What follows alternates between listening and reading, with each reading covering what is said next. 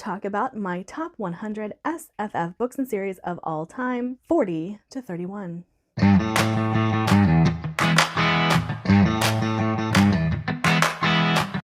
We are nearing the top of this list, guys, and I'm so excited. I'm so excited. I'm kind of excited to be finished with this series because it's taken forever, but I'm also very excited because all of these books I get really excited talking about. So that helps in my enthusiasm for these videos. But let's go ahead and jump on into it. If you've noticed, I've stopped putting the numbers over here because I can't keep count, and so I end up throwing myself off and don't want to throw you guys off, but you know, and then editing takes forever. So I'm just giving these out as, you know, recommendations at this point. These are books that I loved. So the ring light is glaring on my glasses, so I'm gonna clean them real quick.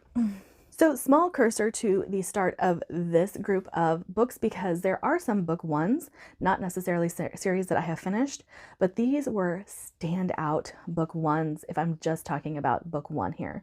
So I do still think they belong in the list. Yes, I do still like them more than Mistborn. So we'll just get into it and talk about the books that are here. Coming in at number 40, and surprise, surprise, this person's going to show up on this list twice. Well, this particular video twice. We have Alumin by Jay Kristoff and Amy Kaufman. I love this duo. I think that they are great. I love Amy Kaufman. I love Jay Kristoff. So it's no surprise that I love these books. Now, Alumin, if you guys have never read it, is all mixed media. So I do recommend an immersive read of these because I think the audio adds a lot to the experience of reading these books. But I do think that you should follow along in the book just to see why it's changing and things like that. These are really cool. So our setup here is that we have a planet that gets attacked. And no one knows why the attack happens. No one knows who is attacking, and everyone's panicking and fleeing the planet. And it turns into this huge conspiracy, and that starts to unravel as the books go along. But what you're reading are court documents. So this has already gone to trial. That's where they are. And they're explaining why this story needs to be told, why the survivors need things to happen, why the dead need things to happen. And I think it's awesome. It says, first survive, then tell the truth. That is a very apt little phrase to put on the front of this book. But I absolutely love the way that this is done. This has actually excited me to find more books in mixed media format. I do have Night Film, and I'm very excited to get to that because of stuff like this. And as you can tell, this has one of those like wonky covers, but it has a case file.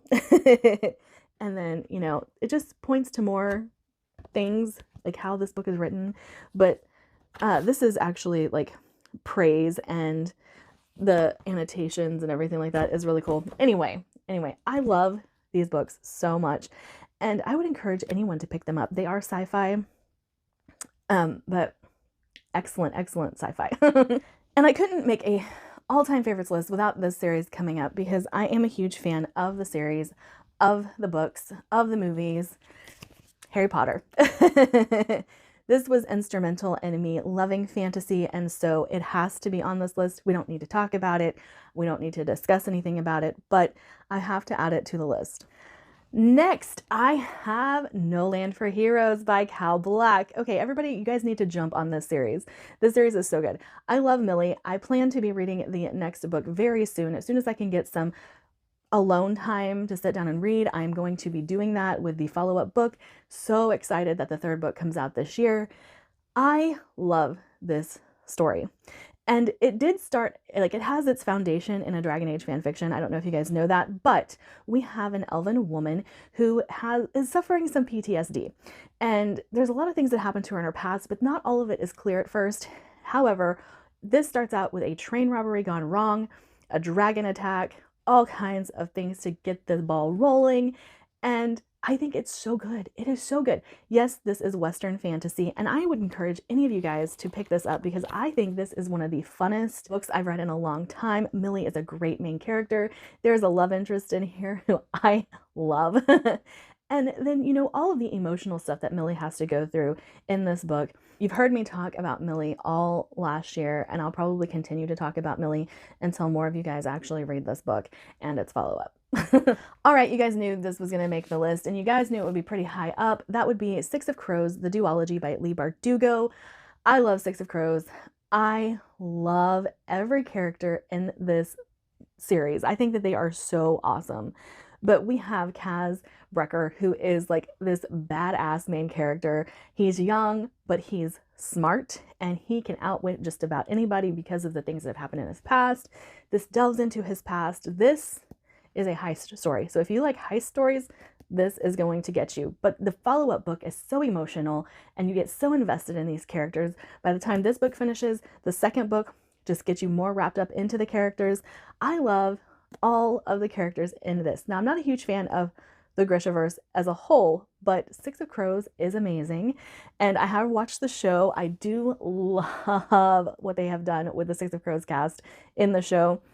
I do hope they get their own spinoff, but that duology is absolutely amazing. Told you guys he would come up again, but we have Empire of the Vampire by Jay Kristoff. Yes, I have Empire of the Damned. So this is likely to shoot way up the list here in the next month or so because I am so excited to read this. I'm just waiting on my copy because I have the UK edition, so I had to order it from the UK and it's just not here yet. But I loved this book. I'm not a character-driven reader. However, I'm a huge fan of vampires. I am a huge fan of Jay Kristoff's writing, and everything that I love about epic fantasy and vampires and Jay Kristoff's writing is in this 5 stars. This was hands down one of the easiest 5 stars I have ever given. And so I'm just very excited to continue. I cannot wait. I do have the audio of Empire of the Damned, but I am waiting to immersive read. These are chonkers. This is an epic world. I just love it. I love it so much, so much.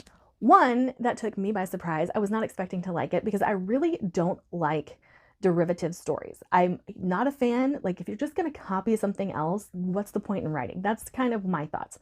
However, this one was just different enough that it set itself apart. I have not read the second book, but I loved this first book. And again, you will notice that if I'm not a character-driven reader and I love a character-driven story, it gets pretty high up on my list because I'm shocked and surprised that it's not something that I normally like. So whenever someone does it so well that I like it, I'm impressed. And we have the Ember Blade by Chris Wooding. Now, I haven't read the second book. I know the second book gets a lot of flack, so I'm not really sure where that comes from. I do have the second book in audio, but I haven't picked it up yet in physical, which is the only reason I haven't read it.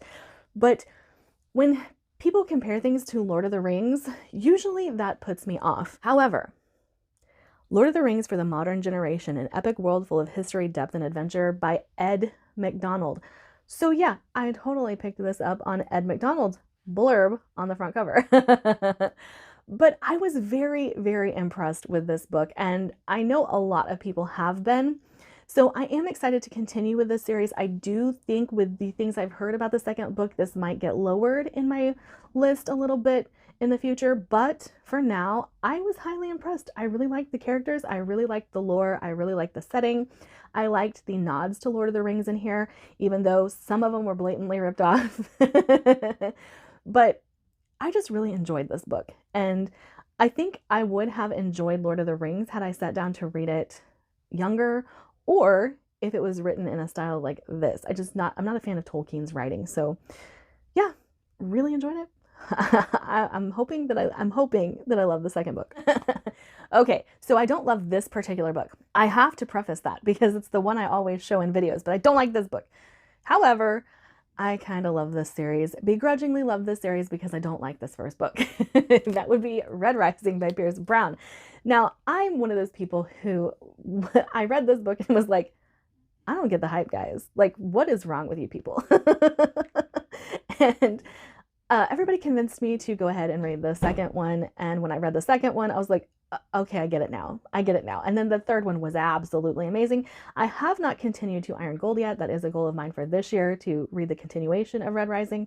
But this first trilogy, I really loved. Darrow is an idiot, and I get that because I yell at him whenever I'm reading these books. But I really love the cast of characters here. We all have our favorites.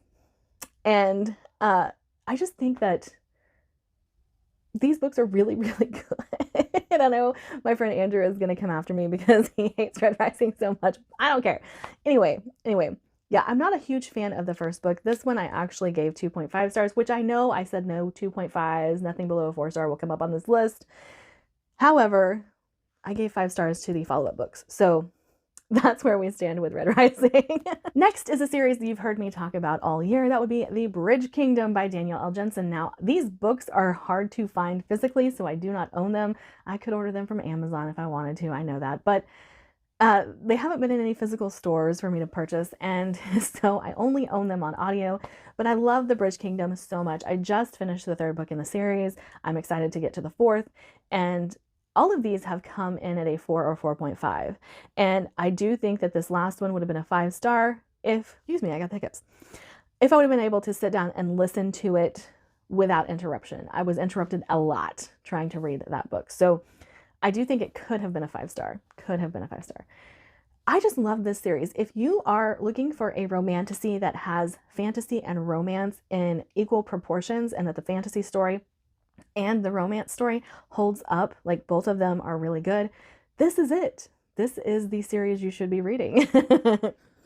Now, I do find it really cool how Danielle L. Jensen has written 3 duologies in this series to make this series, but we're following the same storyline in one duology to the next. So we're getting the point of view from very different characters, but we are seeing the story played out in very different ways, and I'm really enjoying that. Now, I am really excited because this duology should lead us into new events. So we have caught up to where the first duology ended with the first book of this, and we should be seeing more from our new couple. And I'm very excited. I love how it ended. It's got me on the edge of my seat, ready to pick up the next one. So yeah, I'll probably be doing that very, very soon. Okay, now this is a series that I have said many, many times I need to reread because it's been a very long time since I've read it. However, I remember this story. It sticks with me. I really love it. And so I do want to see if it holds up. I really do. But I also don't want to taint the memory that I have of this series, and that would be Side by Neil Shusterman. I am recommending this whole trilogy because I do like it. I know a lot of people don't like the 3rd book, and I know there's criticism to be found and had in the 3rd book, but I really just love this series. And this is very different from anything I've ever read. We have scythes who are a part of this world to kill people because we have figured out how to live forever, pretty much. Death, illness, that's not something that we face anymore. So now, in order to cull the population, they have scythes, and scythes are supposed to kill at random. That way, the population stays under control and everything like that. However, there is room here for corruption, and we get to see some of that played out in this series. And there's like an AI that has say in this world. I think it's really cool. I think it is one of the most ambitious things I've read before, and yeah, love it. Absolutely love it. I do want to give this series a reread though. All right, and capping off this section of books, we have The Black Tongue Thief by Christopher Buehlman. I loved this book. It's dark, it's gritty, it's funny. It's bizarre. And I think the only other thing I could compare this to is the Maleficent 7, but I loved it so much. And really, guys, I love the audio. I immersive read this and I thought it was absolutely fantastic. It is bizarre. So if you get into this and you're like confused at first, well, you're not alone. However, I do think that this plays out in a really cool way. There's really cool creatures. The world building is great. The main character is a little insufferable, but I don't mind that. And we have a guy who's kind of on the run because he owes the guild that he works for money and he doesn't want to pay them. And so he kind of goes on this journey because he's trying to evade these people and gets tangled up in all kinds of different scenarios. But I just really loved this. I loved it so much. And I'm really excited to read more by Christopher Buehlman. I have a lot on my list. I have some of his horror ready to go, but I need to read more from this author, and quickly. And then I know that the prequel to Black Tongue Thief has been released, and so I'm very, very excited for that one as well. All right, that is my top SFF books of all time, 40 to 31. I have a Patreon if you guys would like to support the channel and what I do. And I also have a Discord if you'd like to talk to me on a daily basis. All right, I'll see you guys later. Bye.